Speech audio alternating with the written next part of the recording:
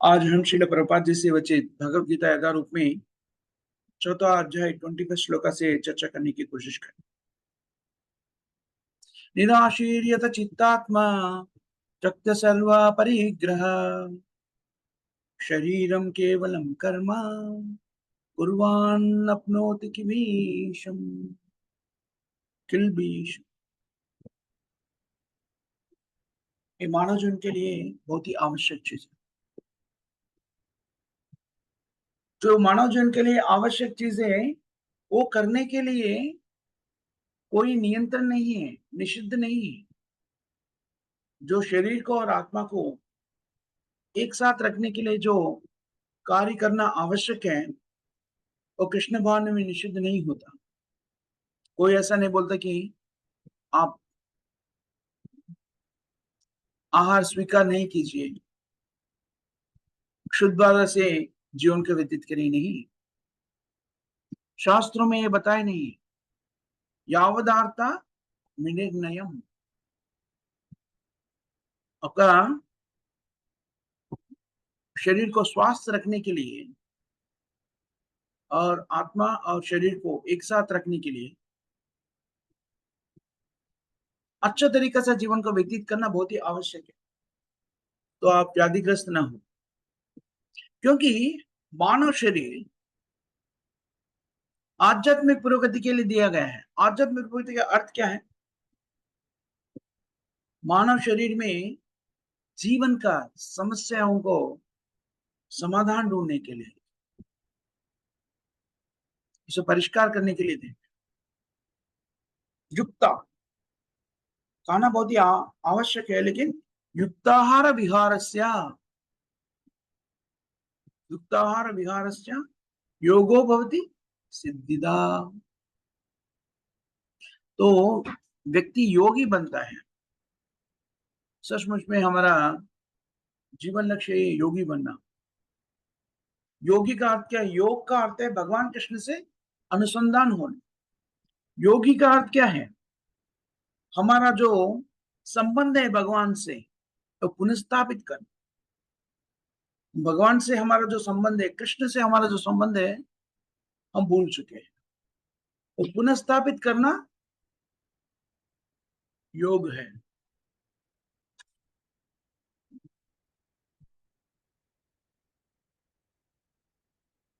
यही योगी का लक्ष्य है। युक्ताहार विहारस्य योगो भवति सिद्धि। लेकिन आजकल ऐसा होता है कि भौतिक जीवन की स्थिति में, बद्ध स्थिति में लोग, हम सब बद्ध स्थिति में जब रहते तो हमारा शाश्वत संबंध जो है भगवान कृष्ण से वो भूल चुके। नित्य सिद्धा कृष्ण भक्ति साध्या काबुनाया श्रवणानंदी शुद्ध चित्ते कारे उदया। कृष्ण भक्ति, कृष्ण कृष्ण पर हमारा प्रेम जो है ये शाश्वत है। सेवा भाव जो है कृष्ण के भाव वो शाश्वत है। लेकिन हम भौतिक प्रकृति से प्रभावित होकर, तीनों से प्रभाव में आकर हमारा संबंध जो है भगवान के साथ वो भूल रहे हैं। जैसे एक व्यक्ति को मानसिक स्थिति ठीक नहीं रहती, हम उसे क्या बोलते हैं? पागल है, पागल आदमी, मैड मैन। जो मानसिक स्थिति ठीक तरीके से नहीं होते हैं वो व्यक्ति अपना परिवार से उनका जो संबंध रहता है वो भूल जाते हैं। कभी कभी ऐसा होता है। What is that disease called? एक ऐसा व्याधि है। क्या व्याधि है वो? लोग अपने ही परिवार के बारे में भूल जाते हैं। भूल जाके वो वही घूमते रहते हैं। कभी लोग ऐसा बाहर आता है व्यक्ति और उनका घर का एड्रेस भूल जाते हैं, कैसा जाना। वही रोड पर इधर उधर चलते रहते हैं और पूछते हैं मैं कौन हूँ। कभी कभी उनको ये समझ में नहीं आता कि खाने का चीज क्या है, नहीं खाने की चीज क्या है। कचरे के डब्बे से कुछ निकाल के खा लेते हैं। कभी कभी ऐसा हो जाता है, वो ऐसा भिखारी ऐसा नहीं है, वो बहुत ही धनिक हो सकते हैं, लेकिन उनका मति भ्रमण के कारण उनका पता नहीं है कि वो एक धनी परिवार का व्यक्ति है। उनका पिता जो है धनी है, वो बहुत बड़ा घर है, अच्छा खाने के लिए है, तो ये भी नहीं समझ में आता है वो कहाँ रहना है, लेकिन वो भूल गए मति भ्रमण के कारण। मति भ्रमण या मैडनेस बोलते हैं ना। मैडनेस का अर्थ क्या है? अपना सहज स्थिति को भूल जाना। ये आदमी पागल है, मतलब क्या है? उनका मति भ्रमण हो गया तो उनका निज स्थिति भूल जाते हैं। हम भी जो भौतिक जीवन में जीवन को व्यतीत करने वाला व्यक्ति जो है बद्ध स्थिति में है, अपना निज स्थिति भूल गया।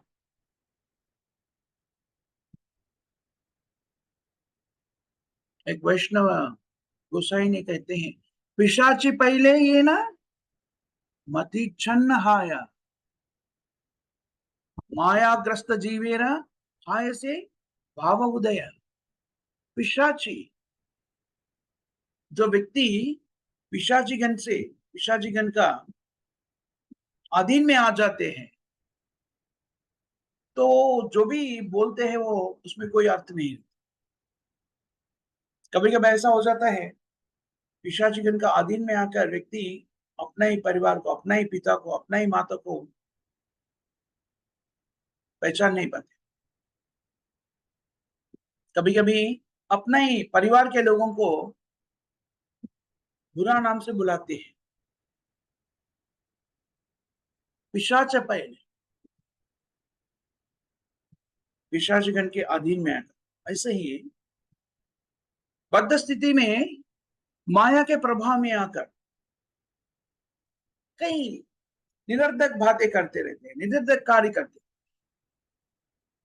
वो लोग बोलते हैं, मैं ये परिवार का हूँ, ये देश का हूँ, ये वर्ण का, ये वर्ग का, मैं ये हूँ, मैं ये बिजनेस करता हूँ, वो बिजनेस करता हूँ। कई उपाधियों से अपने आप को पहचानने की कोशिश करते हैं और कृष्ण भावना को भूल जाते हैं।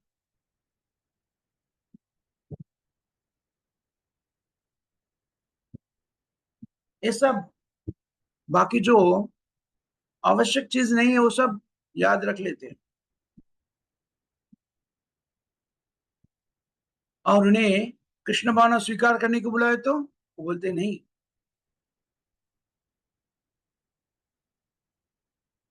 बद्ध स्थिति में व्यक्ति ऐसा रहते कि कृष्ण भावना को स्वीकार नहीं करते, लेकिन सब कर्तव्यों को पालन करने में युक्त हो जाते। सब कर्तव्यों को पालन करने के लिए कई कष्ट उठा के कार्य करते हैं। ये है मायाग्रस्त जीवा, मायाग्रस्त जीव निराशी। हमारा निज स्थिति में पहुंचने के लिए हमें क्या करना चाहिए? तपस्या। तपस्या का अर्थ ये भी ये है, और एक अर्थ ये भी है, हमारा स्वाभाविक कृष्ण भावना का जीवन को पुनः स्थापित कर, यह है तपस्या। ये तपस्या केवल मनुष्य ही कर सकते हैं। जीवात्मा तभी मनुष्य शरीर को धारण करते तभी कर सकते हैं।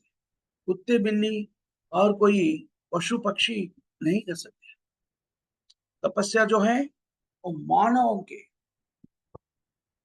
लिए दिया गया, मानव समाज के लिए दिया गया। इसलिए मानव जन्म को ऐसा कहा जाता है कि दुर्लभ जन्मा, दुर्लभम मानुषिम जन्मा, तदप्यार्धम अदूर्वम। प्रहलाद महाराज कहते हैं, कौमार आचर्य प्रज्ञो धर्मान भागवता निहा, दुर्लभम मानुषम जन्मा तदपि आद्रुगम आर्तदम। उनका कक्ष में पढ़ने वाला दोस्त रहते हैं ना, उनका उनके साथ जो संग में रहते हैं, वो उनका मित्रों से बताते हैं, प्रिय मित्र, हम बचपन से ही भागवत धर्म का अध्ययन करना चाहिए, उसे समझना चाहिए। भागवत धर्म का अर्थ क्या है? भगवान से हमारा संबंध को, भूल गए सो संबंध को पुनः स्थापित कर। ये हमारा संबंध को पुनः स्थापित करने का मौका हमें तभी मनुष्य शरीर को पाते हैं तभी होते हैं।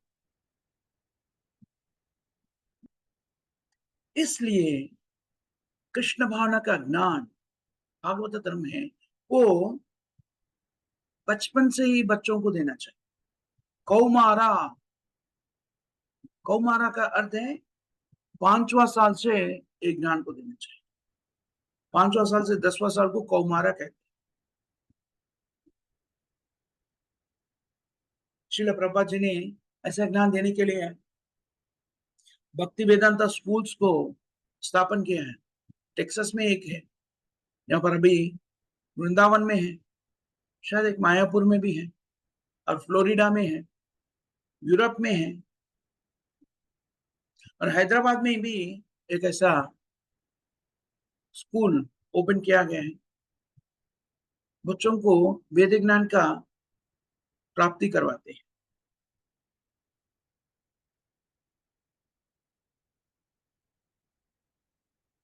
जैसा बच्चों को हम समझाते हैं, वो ठीक तरीके से समझ जाते हैं। बहुत ही सब कोई कलमश नहीं रहते बच्चों, वेरी इनोसेंट, राइट। दुर्भाग्यवश हम बच्चों को एक ज्ञान नहीं देते, कृष्ण भगवान के बारे में नहीं बताते। हम बच्चों को एक ज्ञान देने की कोशिश करते कि वो पूर्ण तरीके से अच्छा इंद्र तृप्ति कर सके, कैसे पैसे कमाना है, आर्थिक स्थिति में आर्थिक पुरोगति को प्राप्त करें, इसके बारे में। आर्थिक पुरोगति का अर्थ क्या है? और पैसे कमाना। और पैसे कमाने से क्या करते हैं? पुरुषार्थ, इंद्रियों का तृप्त कर, इंद्रियों को और इंद्रिय तृप्ति में निमग्न। ये है आधुनिक संस्कृति। लेकिन कृष्ण बताते हैं कि अपना जीवन को परिपूर्ण करने के लिए व्यक्ति कैसा होना चाहिए? निराशी। निराशी का अर्थ क्या है? जो आवश्यक नहीं है वो चीजों को पाने के इच्छा रखना, पाने का इंद्र तृप्ति करने के लिए, वो पाने के लिए इच्छा रखना, वो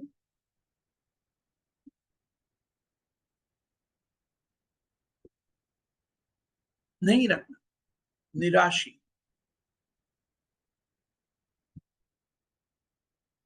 सब लोगों को ठीक तरीके से जीने जीने का अधिकार है, स्वास्थ्य जीवन जीने का अधिकार है।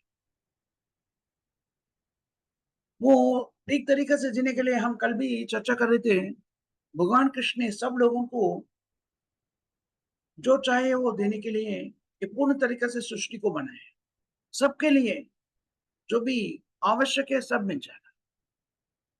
एको यो बहुना विधादाति का। कोई भी जीव खाना नहीं मिला इसलिए भूख रखे, भूख रहने का कोई आवश्यक नहीं। ऐसा प्रतिबंध तो स्वयं कृष्ण ने किया है। लेकिन हम भगवान कृष्ण को भूल जाते हैं, कृष्ण के संबंध को भूल जाके अपना जीवन को व्यतीत करने की कोशिश करते हैं, तो प्रकृति हमें दंड देते हैं। कैसा दंड देते हैं? वो आहार उत्पत्ति को कम कर देते हैं। ये प्रकृति का नियम है। दैवी ऐसा गुणमयी मम माया दुरत्यय माम एव ये प्रपद्यन्ते मायाम एताम तरन्ति ते। कई लोग ऐसा बोलते हैं, नहीं खाने के लिए कोई चीज नहीं मिल रहा, आहार नहीं मिल। क्यों नहीं मिल रहे? भगवत गीता में बताया है, भगवत ये नहीं बताते कि आप हवा पी के जी लीजिए, नहीं। भगवत गीता कहते हैं अन्नात् भवन्ति भूतानि, अन्न, धान्य, अन्न का आवश्यकता है जीने के लिए। अन्नात् भवन्ति भूतानि। भगवत गीता कभी नहीं कहते कि तुमको खाने का जरूरत नहीं है, आप हवा पी के जिए, योगार्जन कीजिए, ऐसा नहीं कहते हैं। लेकिन ये बताते हैं हम ज्यादा नहीं करना चाहिए, कम नहीं करना चाहिए, ये निर्देश देते हैं। युक्ताहार विहारस्य, ज्यादा नहीं करना, कम नहीं करना। और निराशी, जो आवश्यक चीज नहीं उसके ऊपर आशा नहीं रखना, उसके कामना नहीं करना, निराशी। हम अभी अपना इंद्र तृप्ति के लिए और चाहिए और चाहिए और चाहिए, ऐसा होता है, इसका जरूरत नहीं है। हम अपना जीवन को परिपूर्ण करना चाहते हैं, ये सबका आवश्यकता नहीं है। ऐसा जीवन को जीना तपस्या है। व्यक्ति को कुछ इच्छा रहने में दोष नहीं है, लेकिन जो आवश्यक नहीं उसका इच्छा करना दोष है। सब लोगों को खाने का अधिकार है, पशु को भी खाने का अधिकार है।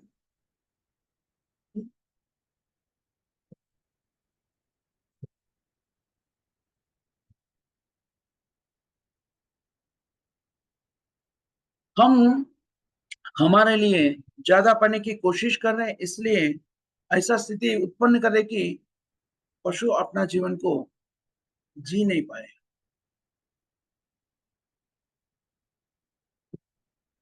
हम ऐसा अपना जीवन को व्यतीत करना है, बाकी जीव भी अपना जीवन को ठीक तरीके से जी पाए। लेकिन हम क्या कर रहे हैं, पशु को वध कर रहे हैं, उसे खा रहे हैं, ये अनावश्यक है। इससे दूर रहना निराशी। हम पशु को खाने का क्या आवश्यकता है, वो नागरिकता नहीं है, अनागरिक जीवन है। कभी कोई भी खाने के नहीं मिलता है, कुछ भी नहीं है। और कभी नागरिकता का ज्ञान नहीं, जैसा वो समय पर व्यक्ति जब कुछ खाने को नहीं है, कुछ भी नहीं है, जीने के लिए कभी कभी वो पशु को खाते, क्योंकि वो अनागरिक रहते हैं। अनागरिक को ये पता नहीं है अनाज कैसा उत्पन्न करना। लेकिन तभी मानव समाज नागरिक बन कई तरीके के अनाज का उत्पादन करते हैं, गो सेवा कर सकते हैं, गो पालन कर सकते हैं। तो गोवध करने का क्या आवश्यकता है, गोवध करने से अच्छा गो पालन करके उसे उत्पादित दूध पी लीजिए। और दूध के साथ, गाय के दूध के साथ कई चीज बना सकते हैं। और अनाज खा लीजिए, अनाज का उत्पादन करके वो पका के क्या लीजिए।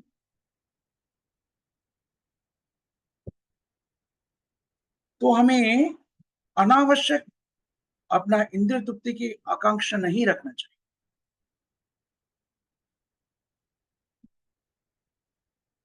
यहाँ पर क्या बताया गया है, कुर्वान नापनोति किल विषम।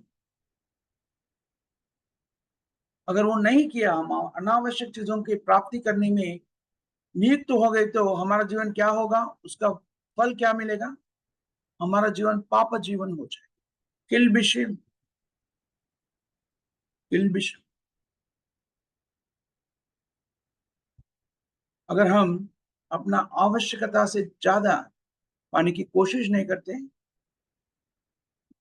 हम पाप जीवन से मुक्त हो जाते। कुर्बान अभी जो कार्य करते हैं फिर भी पाप जीवन से मुक्त हो जाते। देखिए, हम काम कर रहे हैं, तभी कभी कभी हमें ज्ञात होते हैं, कभी कभी ज्ञात नहीं होते, नोइंगली और अननोइंगली जो कार्य नहीं करना चाहिए वो करके बैठ जाते, और तभी पाप कार्य भी हो जाते। लेकिन हम अपना जीवन को साधारण स्थिति में केवल जीवन जीने के लिए जो आवश्यक है उसके लिए हम जो कार्य कर रहे हैं, तब क्या हो जाता है? कुर्वन् नाप्नोति किल्बिषम्। हमारा जीवन पाप का फल से मुक्त होना चाहिए, नहीं तो हमें कई तकलीफें उठाना पड़ेगी। लेकिन लोग वो नहीं समझते, वो विश्वास भी नहीं करते। हम देखते हैं हमारा जीवन में ही आजू बाजू में, हम देखते हैं कितना एबॉमिनेबल लाइफ बोलते हैं ना, बहुत ही निरर्थक जीवन को जीने वाले स्थिति को हम देखते हैं। वो किधर से आ रहे हैं? 84 lakh species of life, 84 lakh of योनि, उसमें कई जीव ऐसा है वो जीने का स्थिति नहीं बोल सकते। लेकिन जो पशु, वो नहीं समझ सकते, लेकिन मनुष्य वो देख सकते। वो जीने का स्थिति में नहीं जी रहे, वो पाप जीवन है।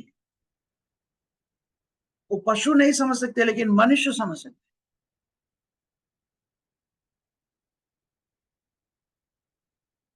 हमें ये समझना चाहिए कि ये क्यों निरर्थक जीवन है जो पशु का।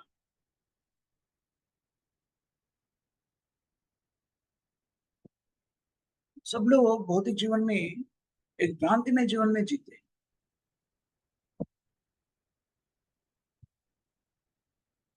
जैसे सूकर, सुअर बोलते हैं ना हिंदी में,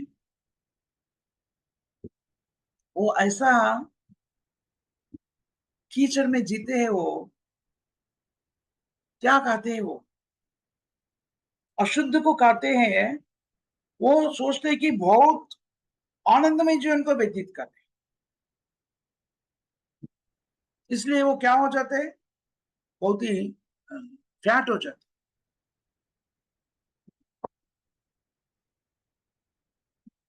जो व्यक्ति अपने आप को आनंदमय स्थिति में व्यस्त करते हैं, मैं आनंद हूं, वो मोटे हो जाते हैं। हम देखते हैं ये सुकर, सुअर रहते हैं, वो बहुत मोटे होते हैं, लेकिन वो क्या कहते हैं? अशुद्ध कहते हैं। और अशुद्ध जीवन को व्यतीत करते हैं। रहने वाला प्रदेश भी कैसा रहते हैं? स्थान अशुद्ध।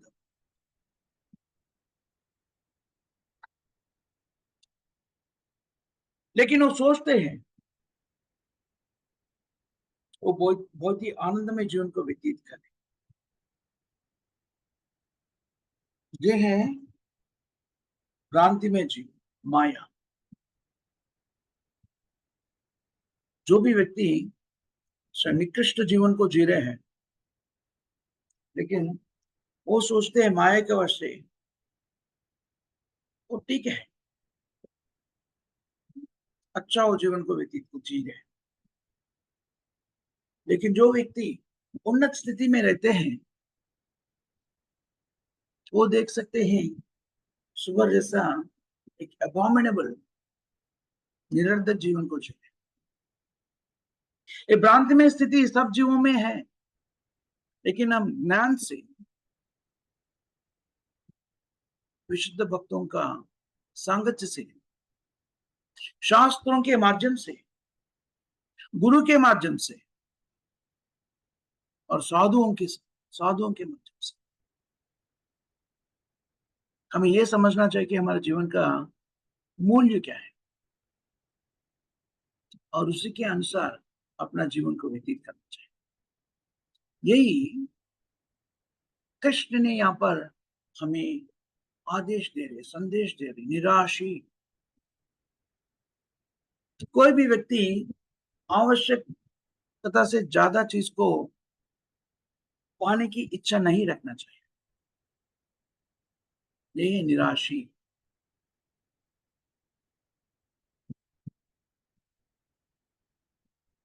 निराशी का दूसरा अर्थ क्या है?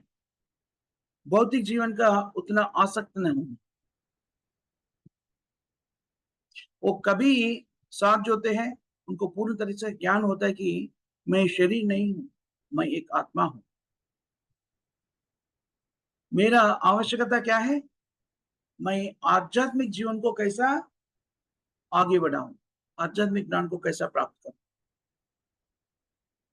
तभी वो निराशी बन सकते हैं।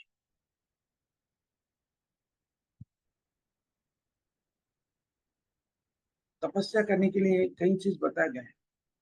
साधारण जीवन को व्यतीत करना, वो सब चीज आजकल के लोग भूल गए। साधारण जीवन को जीना तपस्या करने का अर्थ क्या है, आजकल के लोग को पता नहीं। लेकिन मानव जीवन इसीलिए, इसी के लिए उत्पन्न हुए हैं।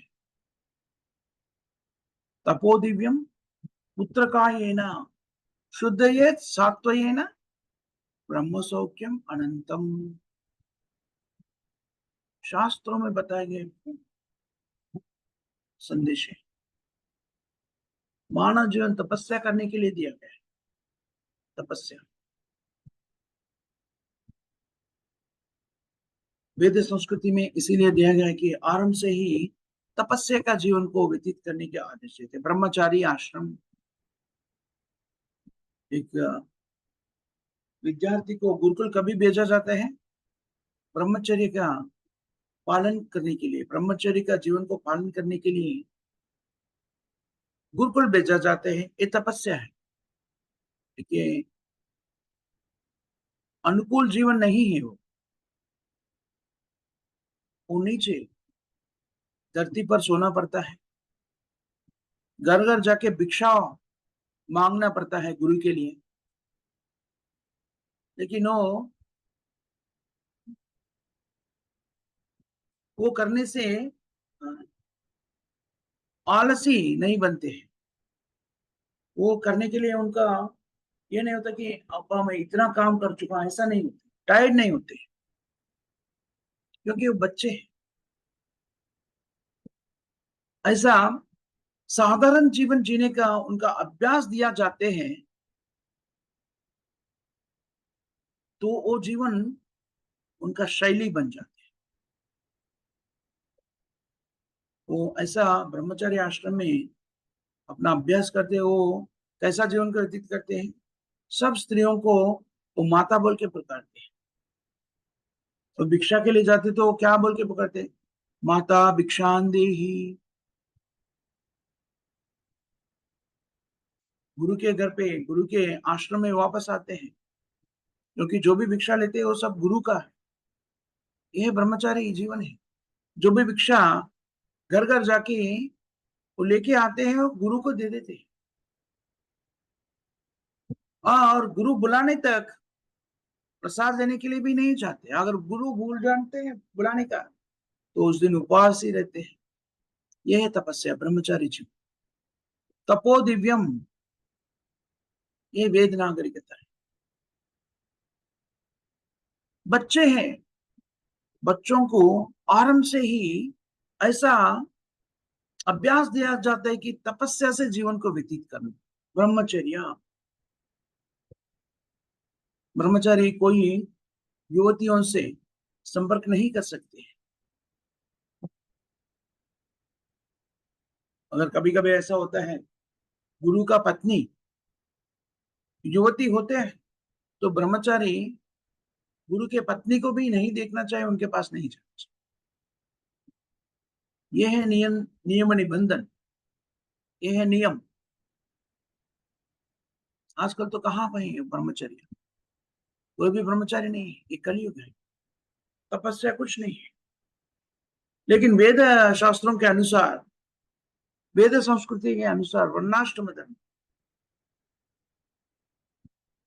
4 वर्ण और 4 आश्रम के साथ जीवन को व्यतीत करना, समाज में ये स्थिति बनाए रखना है वेद संस्कृति। ब्राह्मण, क्षत्रिय, वैश्य, शूद्र,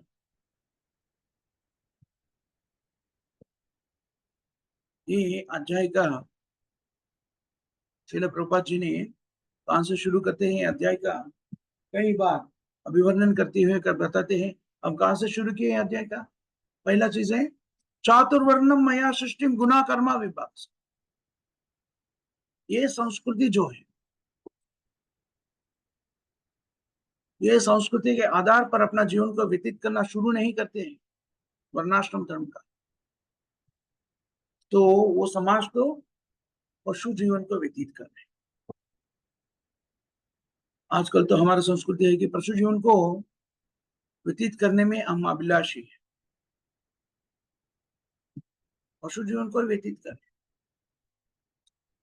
बिल्ली कुत्ते जैसे हम एक दूसरे से कई तरीके का कलहों में नियुक्त हो जाते, कुत्ते बिल्ली जैसे ही अपना जीवन को व्यतीत करते हैं, वैसे ही कष्ट उठाते हैं। ये हमारा स्थिति।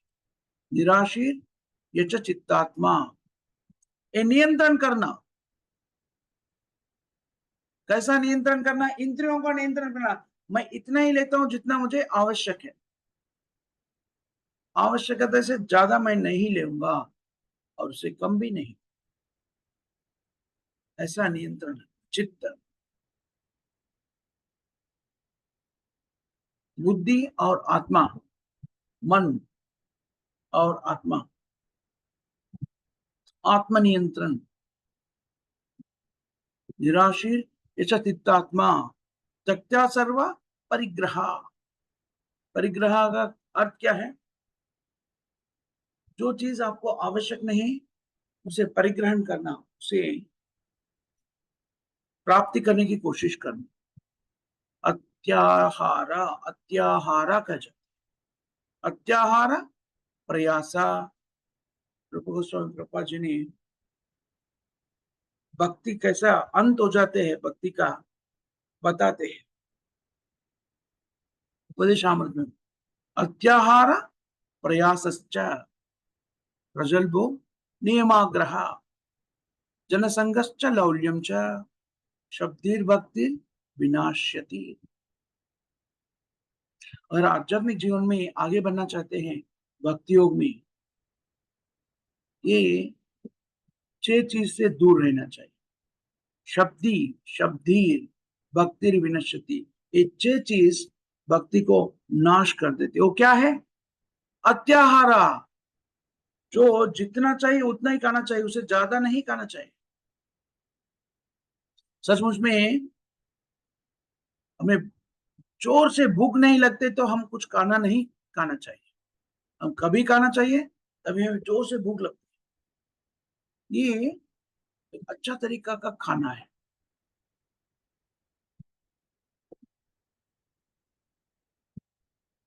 तभी आप जोर से भूख लगते है जोर से आपको, तभी आप साधारण आहार को स्वीकार कर सकते हैं।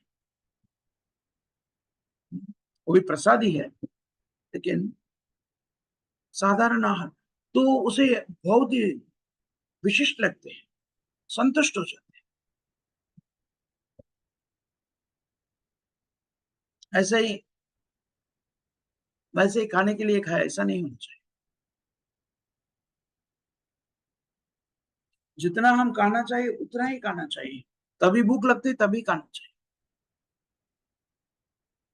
एक अच्छा सा नियंत्रण क्या होगा? तभी भूख नहीं लगता तो खाना नहीं खाना चाहिए।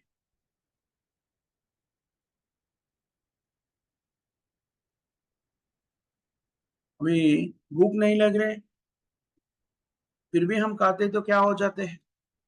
इंडाइजेशन हो जाते हैं, अजीर्ति हो जाते हैं, डिसेंट्री हो जाते हैं। वो सब स्वीकार करने का क्या आवश्यकता है? इसलिए वो निषिद्ध है। अत्याहार, आहारा तो खाने का, अत्याहारा जो आवश्यक है उसे ज्यादा खाने, और ये करते आहार का accumulating more than, collecting more than necessary। हमें जितना आवश्यकता है उसे ज्यादा प्राप्ति करने का कोशिश। अत्याहार प्रयासश्च, प्रयास मतलब बहुत ही कष्ट उठा के कार्य करने का नहीं। हम ऐसा कार्य को स्वीकार करना चाहिए स्वाभाविक रूप से वो हम कर सकते। हमारा शक्ति को ये भौतिक कार्यों में नियुक्त नहीं करना चाहिए, वो आवश्यकता नहीं है। अत्याहार प्रयास, प्रजल्बा जो आवश्यक नहीं उसे अननेसेसरी बात करना, जो आवश्यक नहीं वो बात करते चलो। एक जगह पर बैठ के न्यूज़पेपर पढ़ना, उसके बारे में चर्चा करना, टीवी देखना, न्यूज चैनल में इसका चर्चा करना, तो ये पॉलिटिशियन ये बोला, वो पॉलिटिशियन वो बोला, ये सोशल वर्कर ये किया, ये क्या नहीं, ये पूरा निरर्थक कार्य है।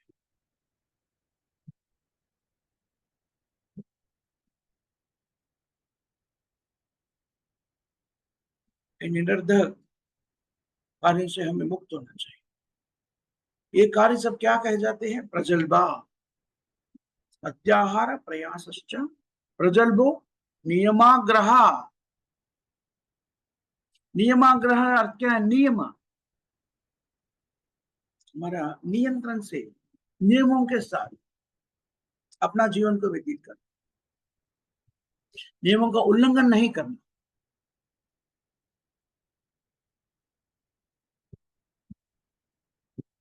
आग्रह करते हैं जो आवश्यक चीज नहीं है। तो दूसरा अर्थ क्या है? उसका कोई फल नहीं हो। नियमाग्रह, हमारा नियमों को कैसा पालन करना चाहिए? उसे आध्यात्मिक प्रगति हो। ऐसा नहीं कि नहीं नहीं मैं नियम को पालन करता हूं, मैं सुबह 4 बजे उठता हूँ, मैं वैसे ही बेड में सो जाता हूँ, उठ तो जाता हूँ, ये क्या है? क्या फायदा है 4 बजे उठ के? मैं नियम के साथ 4 बजे उठता हूँ, क्या करते हैं? वैसे बेड में सो जाता हूँ, ऐसा बेड लेट जाता हूँ, ये क्या नियम है? क्या क्यों उठ गया? मैं नियम को पालन करता हूँ लेकिन उसे कोई भी लाभ नहीं, कोई भी आध्यात्मिक प्राप्ति नहीं, वो नियमों को पालन करने में कोई अर्थ नहीं है। नियमाग्रह का अर्थ क्या है? ऐसा नियम को स्वीकार करना है कि वो नियम का पालन करने से हमारा आध्यात्मिक पुरोगति। आग्रह का अर्थ यही है। आग्रह का अर्थ है उसे कोई लाभ नहीं है लेकिन नियम को पालन, for the sake of following rules, नियम को पालन करने के लिए कर रहे हैं, उसे कोई भी फायदा नहीं है, उसे कोई फल भी नहीं मिलता। तो अभी हम जो भी नियम को पालन करते हैं उसका फल क्या है उसे देखना चाहिए। जनसंघर्ष, जो जो व्यक्ति भक्त नहीं है, लौकिक है, कर्मी है, उसका सामर्थ्य से दूर रहना चाहिए। भक्तों के सामर्थ्य लेना चाहिए, बाकी लोगों का नहीं। लौल्य जनसंघर्ष, लौल्यम का अर्थ है अत्याशा। ये सब जो है सद्भिर भक्तिर विनाशति, इच्छे चीज हमारा भक्ति को नाश कर। अत्याहार प्रयासश्च प्रजल्भो नियमाग्रह लौल्यम, ये सब जो है हमारा भक्ति का विनाश करती है। मानव आध्यात्मिक कृष्ण भावना का विद्यार्थी है, भक्ति योग का विद्यार्थी है, इस सब से नियंत्रण रखना चाहिए। और 6 चीजें रूप गोस्वामी प्रभुपाद जी ने बताते हैं, तो स्वीकार करने वाला 6 चीज: उत्साह, निश्चया, धैर्य, तत्कर्म प्रवर्तन, संग त्यागात सतो वृत्ते, शब्दिर्भक्ति प्रसिद्ध्यति। उपदेशामृत का 30वां श्लोक में प्रसिद्ध्यति, प्रसिद्ध्यति बोले तो वो उत्कृष्ट करना, ज्यादा करना। वो क्या है? उत्साह, शक्तिपूर्वक प्रयत्न करना, भक्ति में आगे बढ़ने, ऐसा रख लेने की ये जीवन में कृष्ण भावना भावित अपना जीवन को व्यतीत करो, यह है उत्साह। धैर्य, आप ऐसा कृष्ण भावना को स्वीकार करने से ही हमें प्राप्ति नहीं हुआ, भक्ति प्राप्ति नहीं हुआ, कृष्ण के प्रेम प्राप्ति नहीं हुआ, उसे अधर ही नहीं होना, धीरज नहीं खो जाना, अब भी मुझे रिजल्ट नहीं मिला ऐसा बल्कि धैर्य नहीं खो जाना, धैर्य से एक कार्य करते जाना, पूर्व विश्वास से, उत्साह, धैर्य, निश्चय, पूर्ण विश्वास से भगवान कृष्ण के शब्दों पर पूर्ण विश्वास रखना। कृष्ण कहते हैं, कौन्तेय प्रतिजानाहि नामे भक्ता प्रणश्यति। ये पूर्ण तरीका का विश्वास है। कृष्ण ने बताया, हम भक्ति मार्ग को स्वीकार करते हैं, मुझे कोई नष्ट नहीं, कृष्ण मेरा परिरक्षण करेंगे। कृष्ण बताते हैं, हम त्वाम सर्व पापेभ्यो मोक्षयिष्यामि। इसके ऊपर पूर्ण विश्वास रहना ही शरणागति है। ऐसा नहीं कि ओ कृष्ण बता रहे हैं लेकिन पता नहीं वो मेरा रक्षा करता है नहीं करता है। नहीं, कृष्ण कर सकते हैं, तो पूर्ण शक्तिमान है, भगवान है, सबका परिरक्षण कर सकते हैं। वो बोलते हैं, अहम ताम सर्व पापेभ्यो मोक्षयिष्यामि, वो सत्य है। सत्य पर पूर्ण विश्वास रहना, निश्चय, कृष्ण मुझे पूर्ण तरीके से रक्षा देगा, उनका शरणागति लेनी चाहिए। ऐसा नहीं कि मैं कृष्ण को देख नहीं पाता हूं, मुझे पता नहीं वो रक्षा करते हैं नहीं करते, नहीं, भगवान कृष्ण का एक शब्द संपूर्ण है। ये पूर्ण विश्वास से स्वीकार करना, निश्चय, उत्साह, धैर्य, निश्चय, तत्त कर्म प्रवर्तना। लेकिन हम नियमों के साथ अपने जीवन को व्यतीत करते, शास्त्रों में बताया। हाँ, ऐसा नहीं कि कृष्ण ने मेरा रक्षा करेगा, मैं जो भी करना चाहता हूं कर देता, ऐसा नहीं। जो कृष्ण का आदेश है, जो कार्य करने का आदेश दिया है वो ही करना है। जो भी खाना चाहता हूं खा सकते, जो भी करना कर चाहता हूं कर, ऐसा नहीं। कई लोग बोलते हैं शास्त्रों में कहां बताया नॉनवेज नहीं खाने के लिए, मांस भक्षण नहीं करने के लिए, भगवद गीता में किधर लिखा है, दिखा ऐसा। कई लोग ऐसा बोलते हैं ये नियम कहीं भी नहीं है, आत्म साक्षात्कार ज्ञान के लिए नियम का आवश्यक नहीं, ऐसा बोलते। तो कुछ भी खा सकते हैं, जो कार्य करना कर सकते नहीं, तभी नियमों का पालन करते हैं, नियंत्रण आ जाते हैं। ये नियंत्रण को कई लोगों को ये अच्छा नहीं लगते।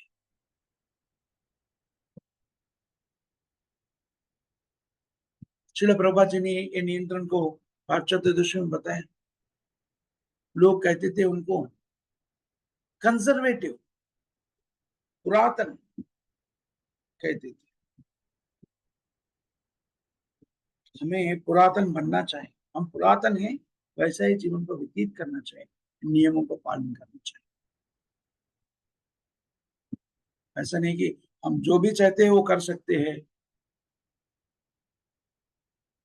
और फिर भी आप आध्यात्मिक प्रगति पा सकते हैं, नहीं, वो साध्य नहीं है।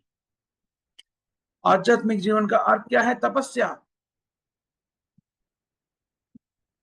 हम देखें तो शास्त्रों में पता चलते हैं हमें, कई साधु कई तपस्या की, कड़ी तपस्या की, 1-2 साल नहीं, सालों साल, हजारों साल तपस्या की, तभी उनको आत्म साक्षात्कार मिला। लेकिन कलयुग में वैसा तपस्या करने का क्षमता हमें नहीं है, इसलिए हमें ऐसा कंसेशन दिया गया है। ऐसा कंसेशन है, शुद्ध जीवन को जियो, हरे कृष्ण महामंत्र जाप, बस इतना करे तो आप परिपूर्ण हो जाएंगे। शुद्ध जीवन मतलब पाप कार्य से मुक्त रहेंगे, विवाहेतर संबंध नहीं रखना, मद्यपान नहीं पीना, मांस भक्षण नहीं करना, जूद नहीं खेलना, ये शुद्ध जीवन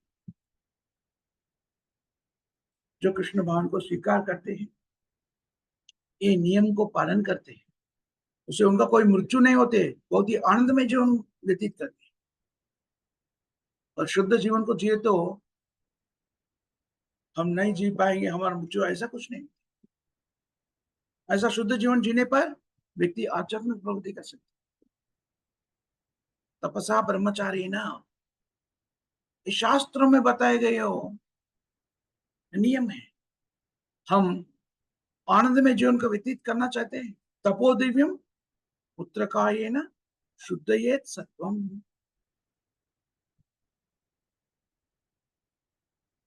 सत्व, सत्व तो मेरा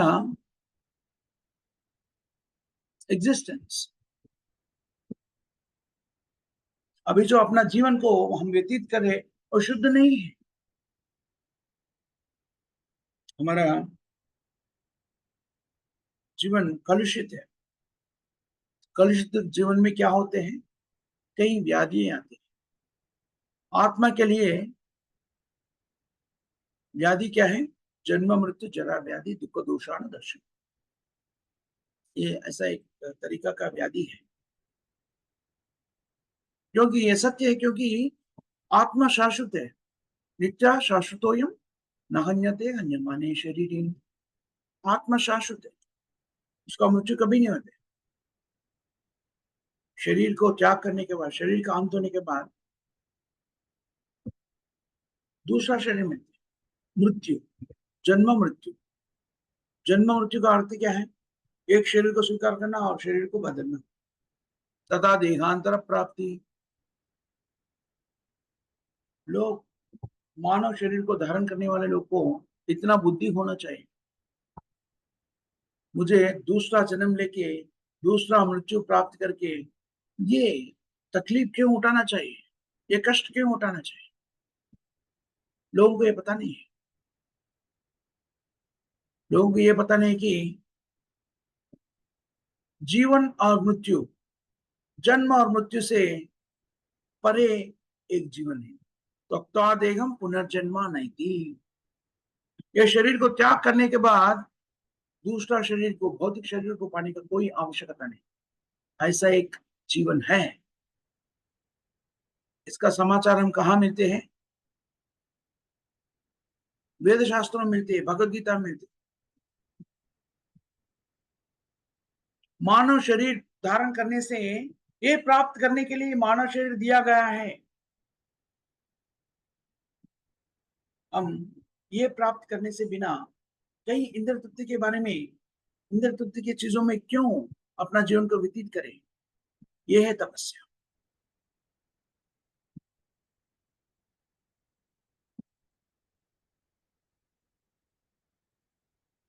इंद्र तृप्ति, आहार निद्रा वह मैदूनम च, खाना सोना मैथुन, कार्य में नियुक्त होना, अपने आप को परिरक्षण करना। हम कई जीवन में वैसा जीवन को व्यतीत किए हैं। अभी एक जीवन, एक मनुष्य जीवन, एक जीवन,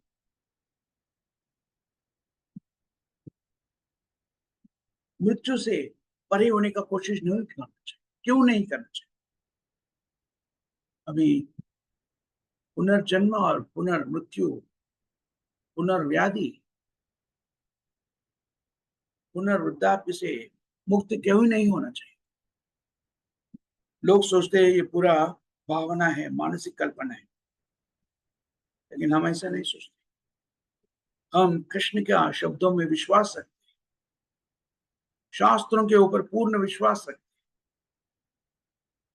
और पूर्ण तरीके से वो स्वीकार करने की कोशिश करते, उसे अभ्यास करते। यह कृष्ण भावना है। तपो दिव्यम येन शुद्धयेत सत्। हमारा जीवन को शुद्धिकरण करने में आसक्त क्यों है? येन ब्रह्म सौख्यम अनंतम। हम सब लोग यहाँ पर किस लिए कार्य कर रहे हैं? आनंद को अनुभव करने के, आनंदमय जीवन के लिए हम व्यतीत करने के लिए, आनंद में जीवन व्यतीत करने के लिए कोशिश कर रहे हैं। जो आनंद के लिए हम कोशिश कर रहे हैं भौतिक जीवन में, वो तो तात्कालिक है, अशाश्वत है। इंद्रिय तृप्ति जो है अशाश्वत है, वो सचमुच में आनंद में स्थिति भी नहीं। सुखम अत्यैकम यत् अतीन्द्रिय ग्राह्यम। सचमुच आनंद तभी मिलते हैं भौतिक इंद्रियों का तृप्ति से मुक्त होने का। ये सही आनंद जीवन है। रमन्ते योगिनो नन्ते सच्चानंदे चिदात्मनि इति राम पदनेशौ परम ब्रह्म विधीयते। चैतन्य चरितामृत में क्या चाहते हैं?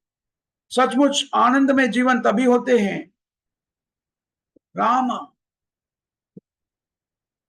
कृष्ण के साथ आनंद में जीवन। कैसा आनंद में जीवन? कृष्ण आनंदमयोभ्यास, आनंद का भंडागार है। कैसा आनंद प्राप्त कर सकते हैं? जो कृष्ण आदेश देते हैं उसका आदेश का पालन नहीं करते हैं, वो एक पूर्ण तरीका का आनंद है। अधिपति सेवक, हम अधिपति बन के आनंद को प्राप्त करने की कोशिश करते हैं, ऐसा आनंद नहीं मिलेगा। हम कृष्ण का आदेश को पालन करके कृष्ण का सेवक बनने से हम पूर्ण तरीका का आनंद को प्राप्त कर सकते हैं।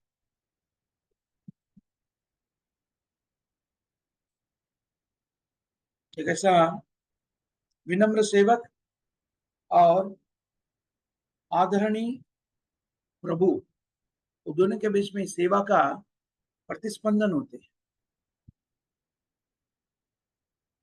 जो प्रभु रहते हैं वो सेवक का सेवा से संतुष्ट हो जाते, और सेवक होते हैं प्रभु का सेवा में आनंद अनुभूति करते हैं। ये है हमारा जीवेर स्वरूप है नित्य दृष्टि। दुरदृष्टवशम, दुर्भाग्यवशम अधिपति बनने की कोशिश करें, अपने आप को कृष्ण के सेवा में समर्पित करने से बिना हम अधिपति बनने की कोशिश कर रहे हैं। ये कोशिश हमारे सब दुखों का कारण बनती। हम कृष्ण का सेवक नहीं बनते तो हम हमारा इंद्रियों का सेवक बनना पड़ेगा, बस इतना ही। सेवक तो बनना ही पड़ेगा, कृष्ण का सेवक बने तो हमारा इंद्रिय पूर्ण तरीका से नियंत्रण में रहेगा, क्योंकि इंद्रियों का अधिपति है कृष्ण। ऋषिकेश, ऋषिकेश, ऋषिकेश। तभी अपना इंद्रिय कृष्ण सेवा में नियुक्त हो जाते तो भौतिक तृप्ति में होने का इच्छा से मुक्त हो जाते हैं। सर्वोपाधि विनिर्मुक्तम तत्परत्वेन निर्मलम। ऋषिकेन ऋषिकेश सेवनम भक्ति उच्यते। ऋषिकेश कृष्ण का दूसरा नाम है ऋषिकेश। ऋषिका का अर्थ है इंद्रिय। हमारा इंद्रियों का अधिपति ऋषिकेश का सेवा में नियुक्त करने से वो भक्ति बन जाते, तभी हमारे इंद्रियों को भक्ति में नियुक्त करते हैं। सब उपाधियां सर्वोपाधि विनिर्मुक्त, सब उपाधियों से हम मुक्त। मैं ब्राह्मण, क्षत्रिय, वैश्य, कुत्ता, बिल्ली, अमेरिकन, रशियन, इंडियन, ये सब उपाधि सर्वोपाधि विनिर्मुक्त। ये सब उपाधियों से हम मुक्त होने से तभी समझ जाते हैं मैं आत्मा हूं, अहम ब्रह्मास्मि। हम ब्रह्मास्मि समझने से मैं आत्मा हूं।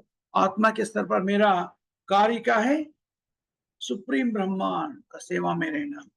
मैं ब्रह्मांड हूं और ब्रह्मांड होने के नाते सुप्रीम ब्रह्मांड के सेवा में, ये सिद्ध करना ही मानव जीवन का लक्ष्य है।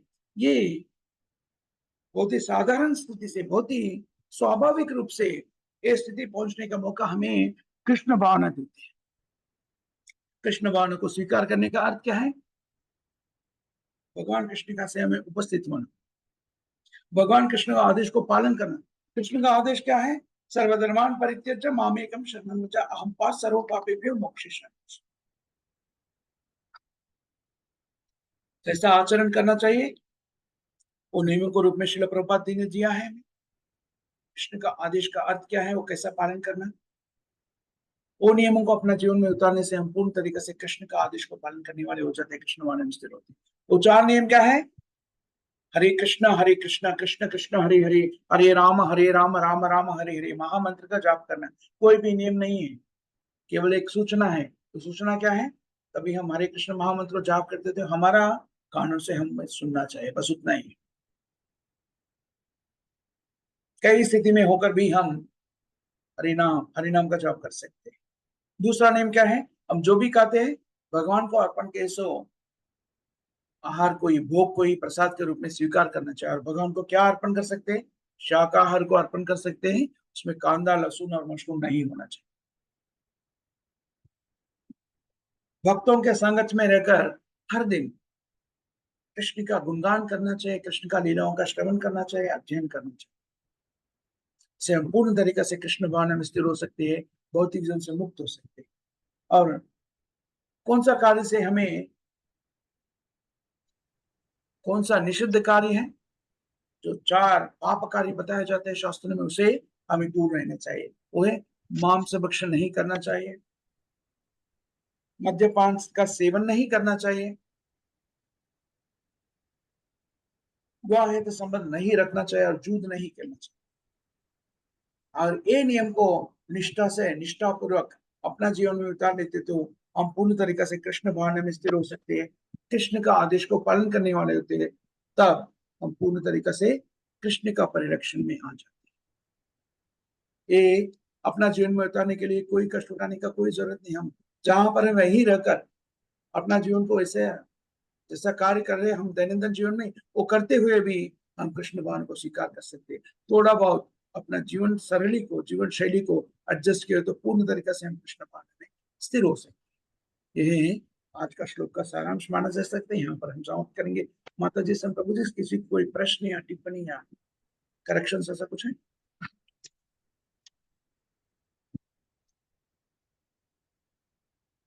किसी को कोई प्रश्न है तो हम यहाँ पर समाप्त करेंगे। जगत गुरु शील प्रभुपाद की जय। जय हरिनाम संकीर्तन की जय। जय नामाचार्य हरिदास ठाकुर की जय। जय सामवेद भक्त वृंद की जय। जय कंकरा श्रीमद भागवतम की जय। जय। बहुत बहुत धन्यवाद माता जी, संत प्रभु जी, श्रील प्रभुपाद जी की ग्रंथों से चर्चा करने की मौका दिया। आप सबको बहुत बहुत धन्यवाद। हरे कृष्ण। हरे कृष्ण प्रभु जी, दंडवत धन्यवाद। प्रणाम। हरे कृष्ण प्रभु जी, धन्यवाद, प्रणाम। दंडवत प्रणाम माता जी। हरे कृष्ण।